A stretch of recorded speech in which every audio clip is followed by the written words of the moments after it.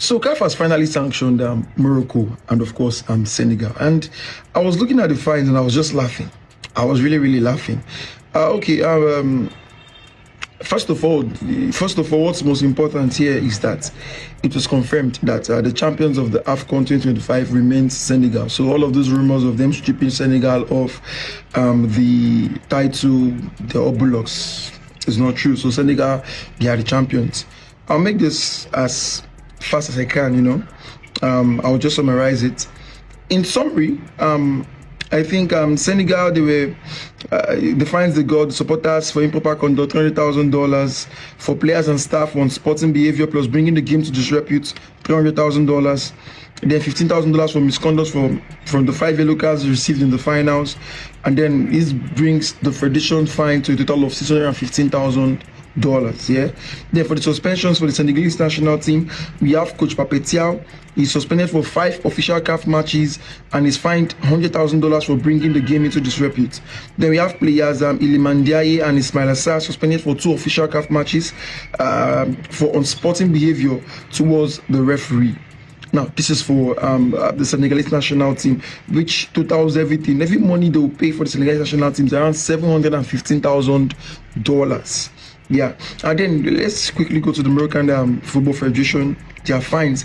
They have $200,000 for stadium ball boys' inappropriate behavior, and they have $100,000 for improper conduct of players to staff invading the RRA.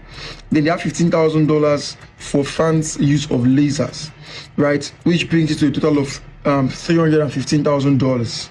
Yes, and then for the suspensions, Achraf Hakimi is suspended for 2 official CAF matches for sporting behavior, one of which is suspended for 1 year. Then Ismaila Saibari, remember the guy that was, that was guiding Towel.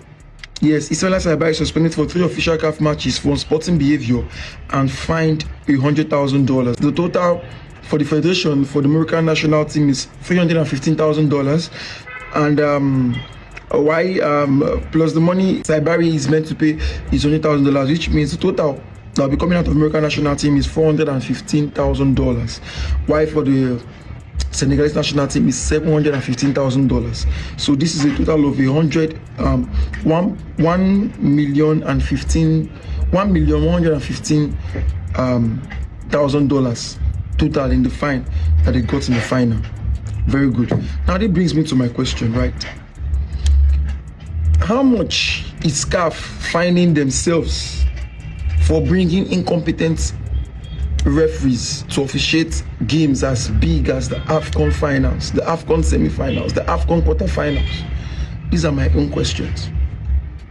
We are not talking about how they are bringing the game to disrepute and all of that, forgetting that the major actor in all of these things, the major actor in all of these things were the referees. I mean, this was a perfect AFCON, a World Cup standard AFCON. Everything was perfect. The pitch, the people, the networking, the transportation, everything. Everything. It was a perfect AFCON. The camera, the ambience, everything was perfect. The only reason this AFCON was not scored 10/10 is because of the officiating. And who is responsible for the officiating? It is CAF. Yes, CAF is responsible for the officiating. Who brought the game to disrepute? It is not the players of the Senegalese national team. It is not the players of the Moroccan national team. It is CAF that appointed those referees. Those referees that saw ball boys taking the towels of the goalkeepers and did nothing about it. Those referees that officiated absolute nonsense against the Super Eagles of Nigeria when Morocco played against them. Was it not obvious? Was it not obvious? CAF brought this competition to a disrepute. It is not this team. It is not Morocco. Because you guys are the ones that gave them the hands to do what they did. You gave them the hands to do what they did. You ignored all the red flags. And now you want to play victim. $1.1 million is what you're making out of a final. You're fining Morocco $15,000 for the ball boys' inappropriate behavior in the finals. What happened to the ball boys' inappropriate behavior in the semi-finals against Nigeria by taking away the towels as well? What happened to that as well? Hakimi and you guys are even finding himself. It's even funny because when you look at the other footage, Hakimi does not even know what was actually happening. The fans were calling him, but that's a story for another day. That one don't pass. But let's forget about that. So you find Hakimi himself is funny. It shows you didn't even do your due investigations well. But let that one be bygone. My point is, CAF, you are the reason. Now look at what I saw in news the other day. They said the final of the World Cup in 2030 cannot be played in Morocco because of what they did in the final. They brought blah blah blah blah blah blah blah blah blah blah. Rubbish. Why? Because we caused it. When you wash your dirty linens outside, that's what you get. A perfect AFCON that left the West. They were in ill. They do not, the Western media, they do not know where they can say, this is the problem, or this is they don't even know where to hold hands at all in that AFCON. The AFCON was so perfect, the pitch, everything. I was there live. Everything was so perfect until the semi-final. The officiating in that semi-final was so bad. That a young fan, one young guy said, "Come on, what kind of officiating?" A small boy.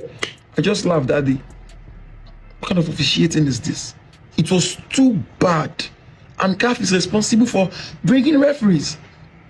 A semi-final as big as the AFCON, you brought a referee that has never officiated a semi-final game before. And look at what he did. Look at the final. Should we talk about the events? Should we talk about the goal Senegal scored? How his impatience cost Senegal that goal? Because he didn't even wait. Before Senegal scored, he already blew foul.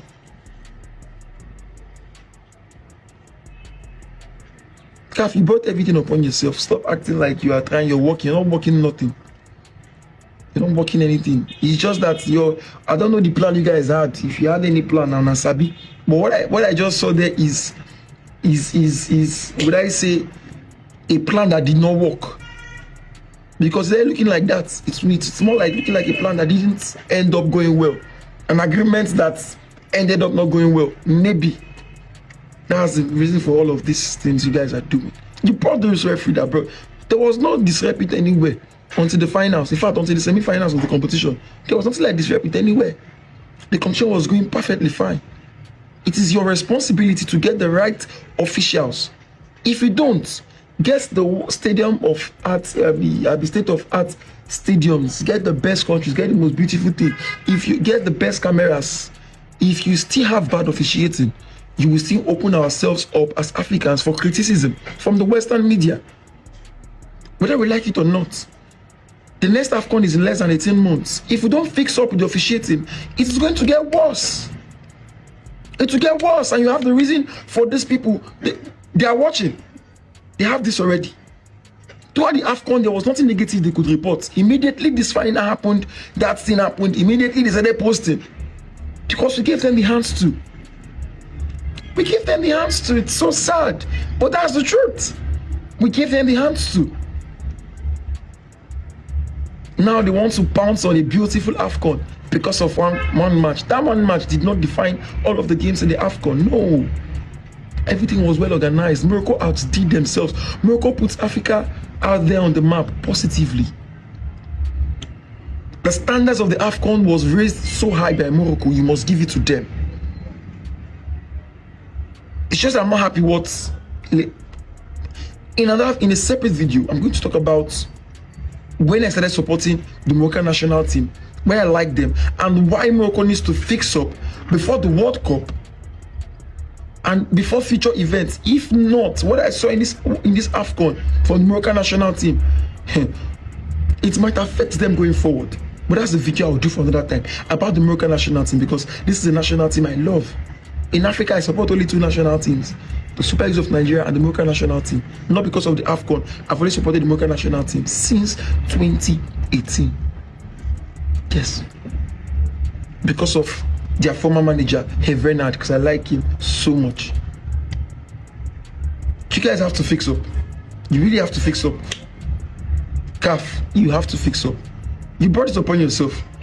Stop acting like you're making it look like you brought it upon yourself. Yes, this is just what I think. So all these fines and all, they will pay it. They will pay it. But if you continue being compromised, if you continue getting bad officials for top games, you will keep on fining. And you keep on demeaning the AFCON. You keep on reducing the efforts people are putting into pushing the AFCON. Content creators, journalists, the efforts they are doing to push the AFCON. And again, CAF, the fines are not done yet too. People are not done with the fine. The Moroccan journalists that did not allow the press conference hold after the finals, those journalists that stepped out, we are waiting for their own fines because they have to be fined. If they are not fined, it will happen again. And that's not the kind of precedence we would want to set for our football. It's going to happen again. Those journalists that stepped out of the conference room after a final needs to be fined. If you're finding a ball boy for $15,000, those journalists have to be fined. Yes. Why would you leave? Why? Come on. I thought football was a game of fair play. So what happened? You don't have to.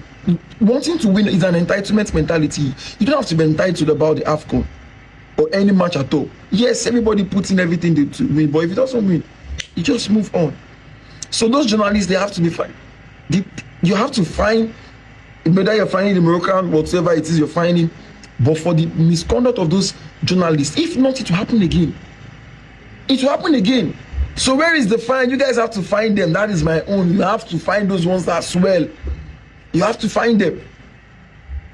You have to find them.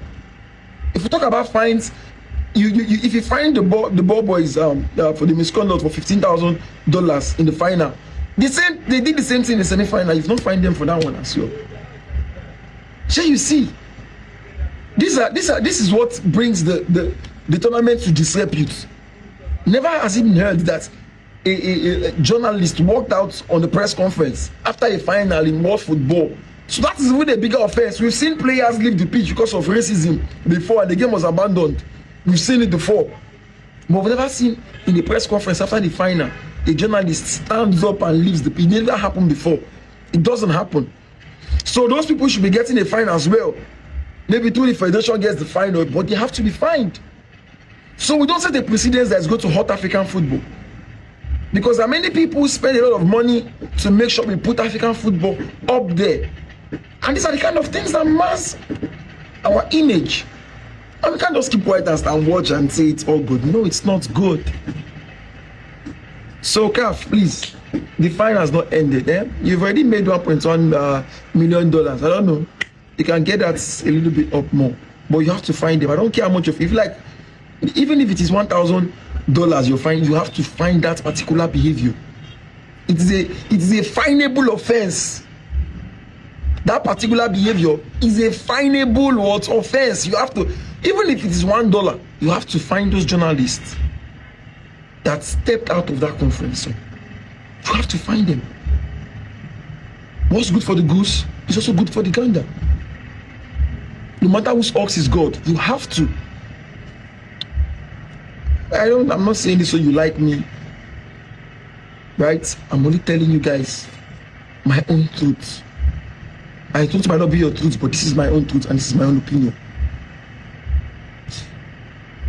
My name remains Chukwufani, also known as Y27. From me to you, it is peace and God bless you. Bye-bye.